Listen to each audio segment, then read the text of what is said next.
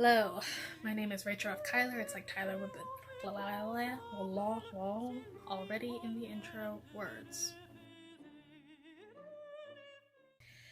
My name is Rachel F. Kyler. It's like Tyler but with a C, or in these times of Hamilton, it's like Skylar but with just the C. And I am a writer, playwright, screenwriter. That's it.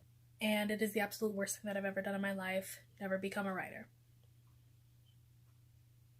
But if you just have to be one, here are some tips, which I have so cleverly written down here. Number 1, you gotta get a system. Now. You need to get a ritual, you need to get a workspace, and you need to get a rhythm. In that order. Ritual, workspace, rhythm. The reasoning being this: you cannot work in dysfunction. You can't do it. Literally, my life was an absolute mess until about a week ago, and that's when I started being able to write at a functioning level. I'm having war flashbacks. Okay. Oh, I probably should have told you guys this before. I just finished a playwriting apprenticeship at a pretty awesome theater. And I'm really glad that... And I'm pretty glad that it was at that theater, because if it had been anywhere else, like most things in my life, I probably would not be doing this thing, or I would not be in the position that I am now. So I'm very glad that that is where I ended up.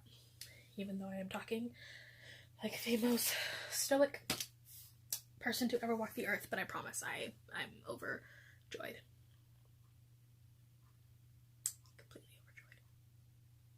The next thing that you need to understand about this is understanding where your ideas come from, because if you're going to do this professionally, then you are going to need to be able to do some things on command. And by command, I mean you need to be able to sit and deliver within as timely as a manner as you possibly can. I hear that for movies, it's a little, and I say a little more, free flow. But that's probably if you're like an Aaron Sorkin or a Lena Waithe or a Jordan Peele. They will wait for it. But not if you're just starting out like me. TV writing? Nope. You need that. You need that on point. And then playwriting, you do whatever the hell you want, because people are not waiting around for plays. I love being a writer. It's the best art form in the world. Which brings me to my next point. Don't stress yourself out any more than you need to. Stick to a schedule. Put things in a place where you are going to be able to see them and have them in front of your face, because if you don't see it, you're not going to remember it. And especially when you're in the dysfunction, and if you're a writer, dysfunction is your middle name, you are not going to be able to do it. Write it down. Put it in order. And don't stress yourself out. Put yourself on a schedule. Make sure that you're writing on a schedule. Write every day. And I know that's one of those things that people just kind of always say. It's true. Write every day. Like, I just got off of a break and I was still writing. So do it. If you are the type of person who needs to go for a jog, if you're the type of person who needs to mill around on the internet, if you're the type of person who needs to read something or hear something or listen to music, something like that, maybe you have to stare at a clock for exactly 15 minutes and 46 seconds. Whatever it is that you need to do, start developing that now. Because there's going to be a switch in your brain that's going to go, oh, they are doing this thing, so I'm getting ready to write, so we're doing that. So if I sit down in front of Clocky and I'm like, Clocky, time starts now. And Clocky's like, okay, in this 15 minutes and 46 seconds, we are gearing up. We are gearing up to write. That's what it is. That's what we're doing. You also need to be able to flex that muscle whenever you need to. That is a very good skill to have, especially for television writing, because that is there. The thesis being, you have to know where your ideas come from. It's a stamina. It's a stamina that you build up. So do that.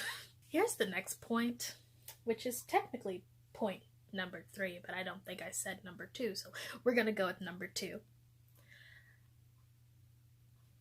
And then I forget number 2. Here's the thing that I really struggled with, especially during my apprenticeship. It was about 10 months long. It was 10 months long.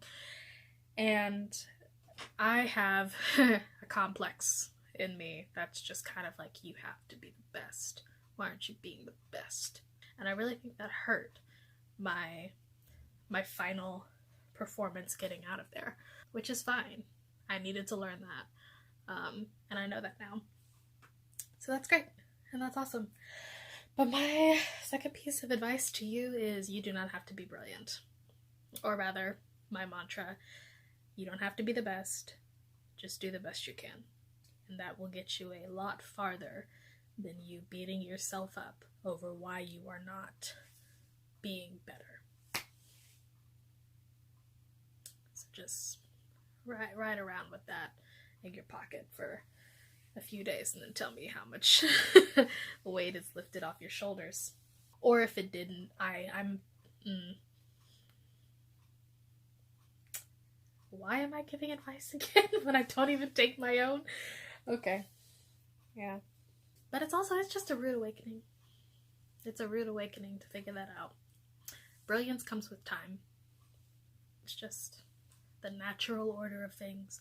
Things become brilliant because we have had time to ruminate, write that down. That's an SAT word that I never used. But until this moment, yay for me. Brilliance, you'll never have it. No. You'll have oh shit. You'll have brilliance with time.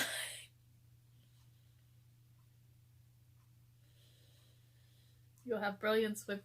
Thank you. Good night. Moving on. So, my next piece of advice, number 3. Why, buddy?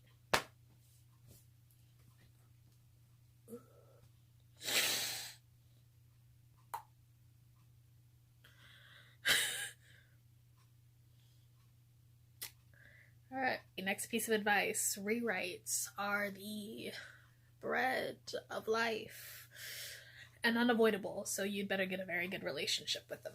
There started out being 4 playwrights of us. It turned into 3, but we each had a very different relationship with rewrites. One of the actors pointed out to us.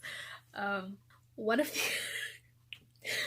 the other playwrights, when they would do their rewrites, they would kind of tweak it, and I mean kind of, like maybe a word or here was kind of different, but like it pretty much would stay the same until we got to like the in, and then they'd be like, oh, okay, and then something would switch in their brain, and then they'd like change it a significant portion, but their story usually stays the same.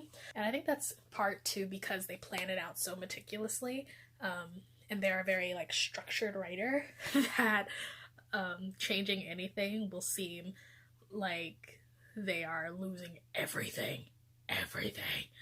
And that was always a thing that I admired, but always kind of like, huh? And then the other writer, they would, how do I explain this?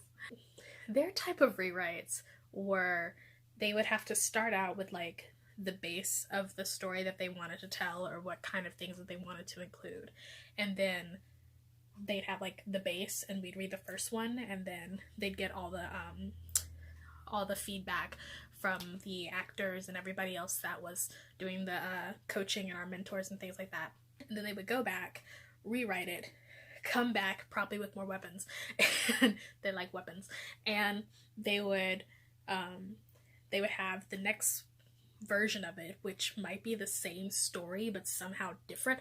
I don't even know how to describe it. It would be like they were kind of like a little bit of tweaking too, but they would be like, their rewrites for them were how they would get the story told and get it into its best place.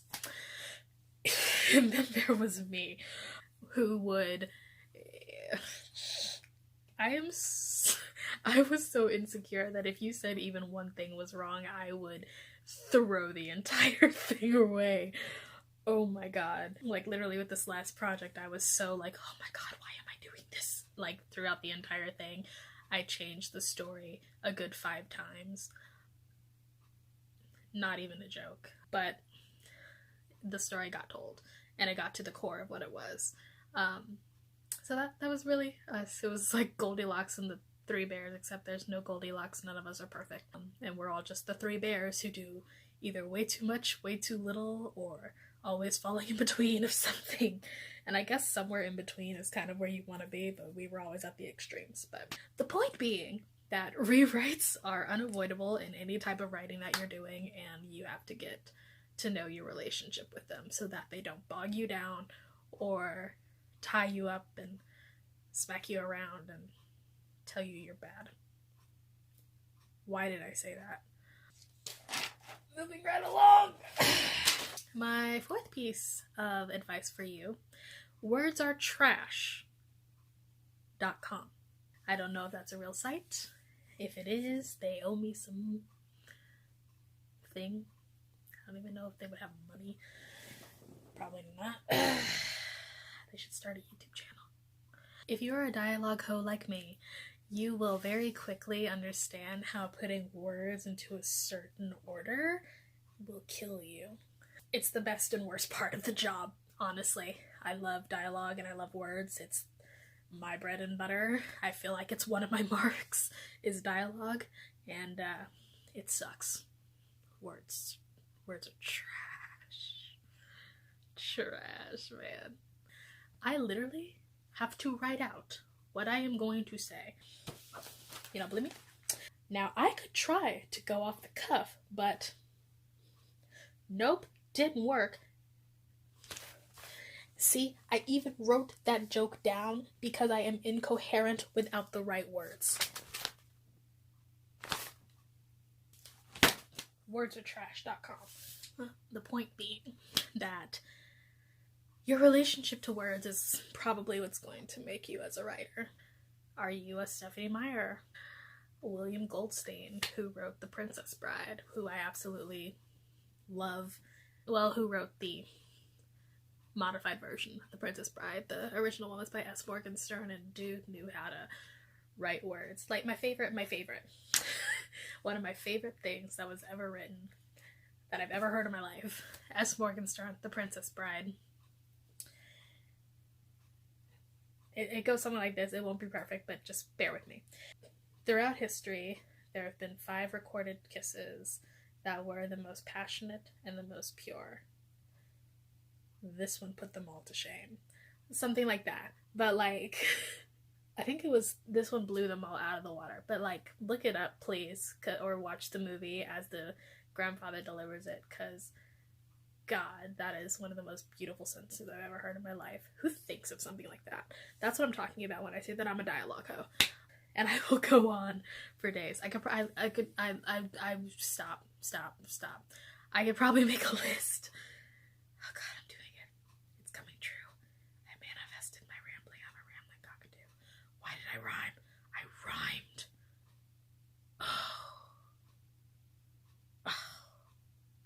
I literally could make a list of the best dialogue that I've ever heard in my life, and I probably will, or not. Who knows? We'll see. I don't know. Watch my channel. And through my rambling, we come to number 5, which is share your work. The nature of our passion is that eventually somebody gotta see it. You can't just make it and then keep it to yourself. That's selfish.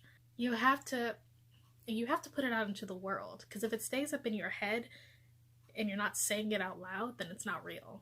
You have to put it out for somebody to hear so that it is something that is brought into the world. Otherwise, you're holding out on us, man. Don't hold out on me, man. You're holding out on me, I say. Why did I do that? Please don't keep your gift to yourself. Please don't keep your gift to yourself. Please don't keep your gift to yourself. Show someone you trust. Give it to somebody that you trust, who is going to give you feedback that you know that you can use. Which probably will start out as the easiest, because people tend to just kind of be like, I liked it. I didn't like. They don't really say I didn't like it unless you have asshole friends, but you don't need people who are just gonna say, I liked it. That was cool. You need more than that. You need stuff that you can work on. You need people who are gonna be like, oh, this page, that was good. I enjoyed listening to that. I liked listening to this part. This part kind of made sense, but not really. Maybe you want to work on that. Things that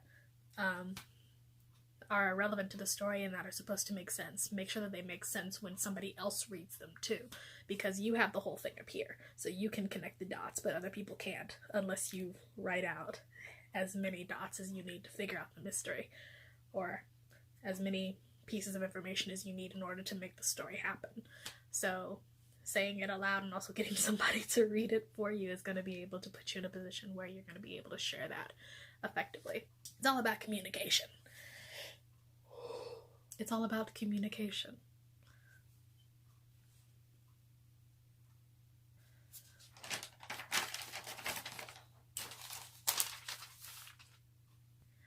You are oh, right, number whatever. You are storyteller. Hear you roar. Look, I don't know why there is just this sector of humans that can just make up stories, but we can.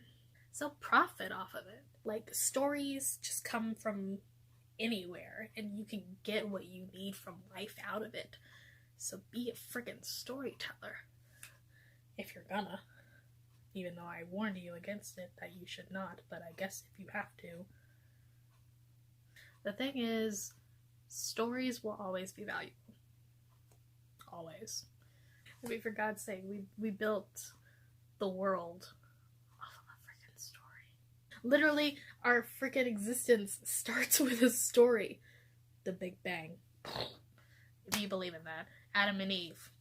If you believe in that.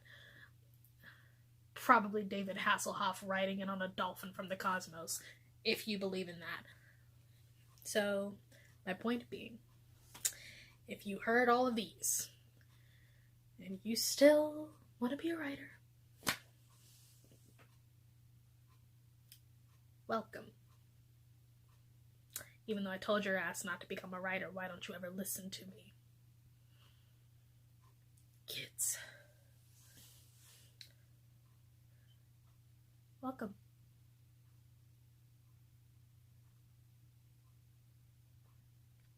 Is that it? Am I done? Looking at my imaginary producer, because I manifest that one day I will have a producer who will be sitting right there.